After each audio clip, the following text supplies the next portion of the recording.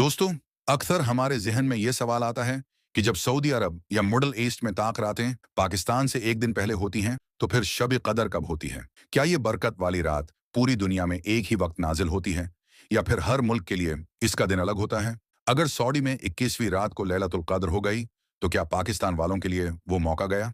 उलमा फरमाते हैं कि शब कद्र कोई ऐसा मखसूस लम्हा नहीं जो पूरी दुनिया में एक ही सेकंड पर नाजिल हो, बल्कि ये एक मखसूस रात का नाम है। जैसे नमाज फजर हर जगह अपने वक्त पर होती है, वैसे ही शब कदर हर इलाके में उसकी अपनी रात के हिसाब से आती है। जब सऊदी अरबिया में रात होती है, तो वहाँ के लोगों के लिए रहमतों के दरवाजे खुल जाते हैं, और जब पाकिस्तान में रात होती है तो यहाँ के लोगों के लिए वो बरकत वाली रात है।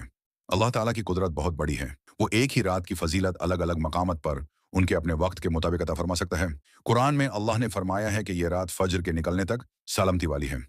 इसका मतलब है कि हर इलाके में जब तक वाहन की फजर नहीं हो जाती, वहां के लोगों के लिए वो बरकत बरकरार रहती है।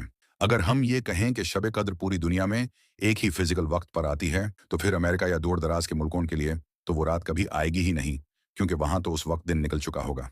इस सारे मसले में असल चीज चंद है। शरीयत का उसूल है कि महीना चंद देख कर ही शुरू होता है। हदीस के मुताबिक हमें हुक्म दिया गया है कि शब कदर को रमजान के आखिरी इशरे की ताक रातों में तलाश करो, क्योंकि हर इलाके का अपना मतलब होरिजन होता है।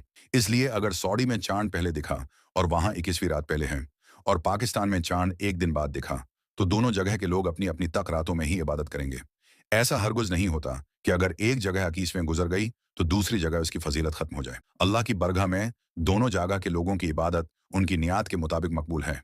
मुसलमानों को इस बात की फिक्र नहीं करनी चाहिए कि दूसरे मुल्क में कब रात है, बल्कि हमें सिर्फ अपने इलाके की ताक रातों 21, 30, 25, 27, 29 में पूरी मेहनत से इबादत करनी चाहिए।